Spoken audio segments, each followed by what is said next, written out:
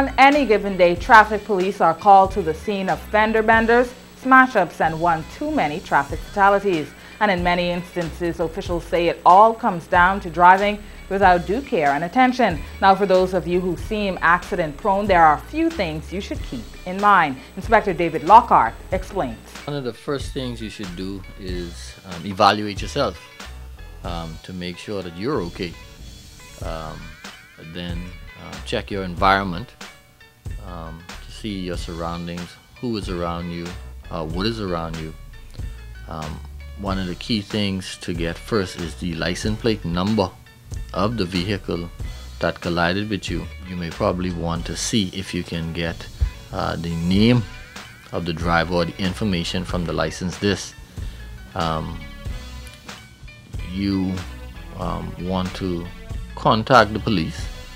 As motorists on the road, it is mandatory by law that you must report an accident to the police within 24 hours. Now, admit it, if you're involved in an accident, there's a good chance you're tempted to leave the scene or thinking hard about not reporting it. But before moving ahead with that plan, consider this. If it is not, you can very well find yourself being charged for failing to report an accident or even failing to remain stationary. That comes with a penalty, a fine, or? It does come with a fine.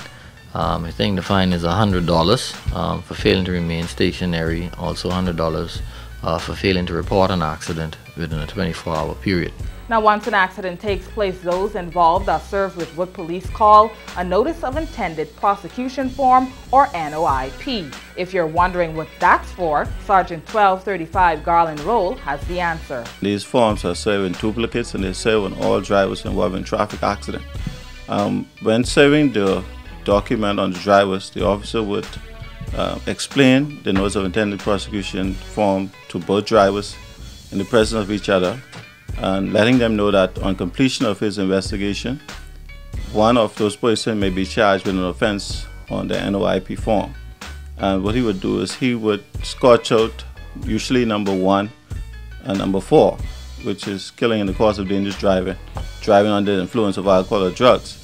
And usually if anyone is charged with a minor traffic accident, they're charged with driving without due care and attention or without reasonable consideration for other road users. So let's recap. Once you get into an accident, you should 1. Evaluate yourself and check your environment. 2. Make sure to get the license plate of the vehicle you collided with. Also try to get the name of the driver.